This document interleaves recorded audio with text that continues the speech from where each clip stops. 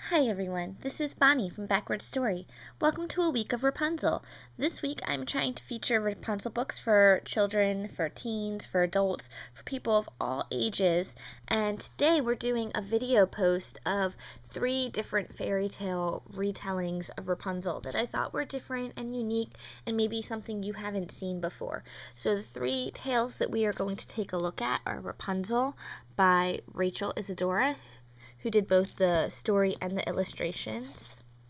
Falling for Rapunzel by Leah Wilcox with illustrations by Lydia Monks. And Rapunzel, a Groovy Fairy Tale by Lynn Roberts with illustrations from David Roberts. And we'll start with this one because it's right here.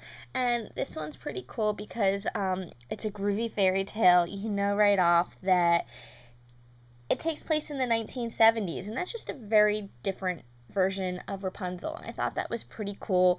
It's very contemporary. It's not, fairy tale-esque, and that's just a really cool thing, I think. So, like, for example, instead of a fairy tale tower, Rapunzel lives on the top floor of a building overlooking the city, and so she's trapped up there and can't get down, and she's locked out. And I think that is so cool.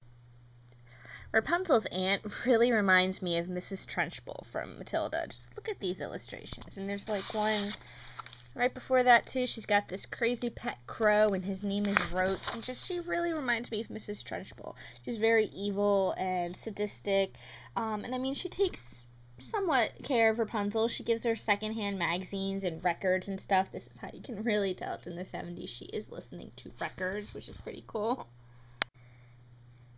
To make it modern, they talk about how the elevator is broken, so to get to the top floor of the building, Rapunzel's aunt has to climb up her hair to get in and out because she's too lazy to use the steps. There are hundreds and hundreds of steps, and so she'd rather climb Rapunzel's hair, which is also pretty exhausting, hard work. It's exercise in and of itself. I don't know if climbing would be easier than taking steps to me, but I don't have much upper body strength, so I don't know.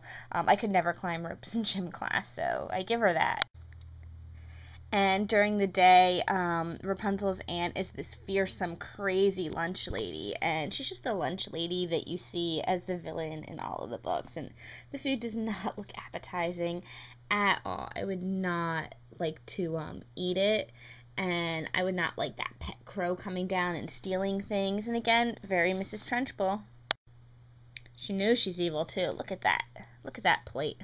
She knows she's evil. And one day she's followed home from work by this boy from the school, and his name is Roger, and he's in a school band, and he decides to follow her, and he meets Rapunzel. So, and you can see that crazy long hair. But yeah, so he meets Rapunzel and realizes that this crazy cafe lady is keeping a pretty big secret. And I just love these illustrations. They're so 1970s. They're so in the time period. And I really like that this picture book goes ahead and does that and puts it into a time period and takes it outside of fairy tale times. And that's just really, really cool, I think. And I like the fact that they decide to try to get her down by taking her many scarves and putting them together and making something and spending time together. So it's not just like him coming up and, it's not quite as meet and then instill love and all of that stuff that you get in so many of the original fairy tales, and they actually spend time together. So I like that. Anyway, of course, as what always happens, Rapunzel's aunt finds out what's been going on and cuts off her hair and forces her to go down her own hair and survive on her own in the wild. And she tricks Roger and ties him up with the hair and chucks him out the window. And if you want to know what happens next, you're just going to have to buy the book to see the last few pages here. So we are going to move on to the next one now. But this is Rapunzel, a Groovy Fairy Tale by Lynn Roberts with illustrations by David Roberts. And it is just fun. It's just some quirky fun. Falling for Rapunzel by Leah Wilcox with illustrations by Lydia Monks. It's just fun and delightful, and it's got some poetry and rhyme, and it's just a really fun, sweet read. And it takes the traditional story and completely turns it on its head. So, like, the illustrations are really fun, and then you have sentences that just kind of flow into the imagery. Like, I like the way this one's curling. Rapunzel, Rapunzel, throw down your hair. And it's going up, and it's like the same shape here as like the pathway, so you can see that maybe this path is continuing, and that's just so cool. And then Rapunzel apparently has a hearing problem, because when the prince says throw down your hair, she thinks he says throw down your underwear, and then he says no, no, your curly locks. And so then she throws down dirty socks. Dirty socks, curly locks, silky tresses. She throws down silky dresses. When he asks about a rope, she sends him a cantaloupe. And it's just really fun, and I really like the play on words. It's very humorous. I think it makes kids laugh, and it's just a really funny read, and it's fun to read together. Great bedtime story, and one that can just be read again and again, and you get these little chuckles every time you read it. And last but not least, we have Rapunzel, as retold and illustrated by Rachel Isadora. And this one is a very traditional retelling of the tale, but it's set in Africa, and you have a beautiful black African Rapunzel, and she's got dreadlocks in her hair, and it's such a cool, different, interesting concept, and the artwork is just gorgeous.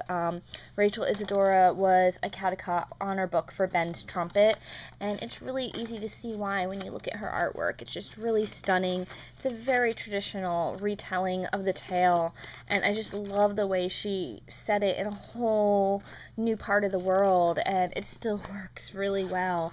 And just look at this artwork. Look at the detail and the sketching here. It's just fabulous. Do you see that? It's great. I love it. It's really, really beautiful. And you can see there's Rapunzel and her hair, and there's her long, long, beautiful hair.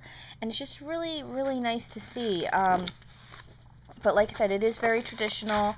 The evil sorceress finds out that Rapunzel has been seeing the prince when she says that her dresses are growing tighter and tighter each day, and she realizes that Rapunzel must be having a baby, although it doesn't go in depth and say stuff, and it'll probably go right over a kid's head, but it is in there. So this last picture is one of my favorites. It's so beautiful and vibrant and colorful. But yeah, it's a great retelling. It manages to get all of the grit of the original fairy tale without being really crude about it, and that is something that I really like. And I love the illustrations, and I love the way this tale is just completely twisted and retold in such a new, vibrant way. And so I really wanted to share that, as well as all three of these picture books with you, because I think they're each just so different and interesting, and they bring so much to the table. So if you love Rapunzel, or if you love reading kids' storybooks, these ones are great choices that I would recommend. So I hope you enjoy them too, and you'll have to tell me what you think if you read them to a loved one in your life. Thanks, and I'll see you again soon. Bye.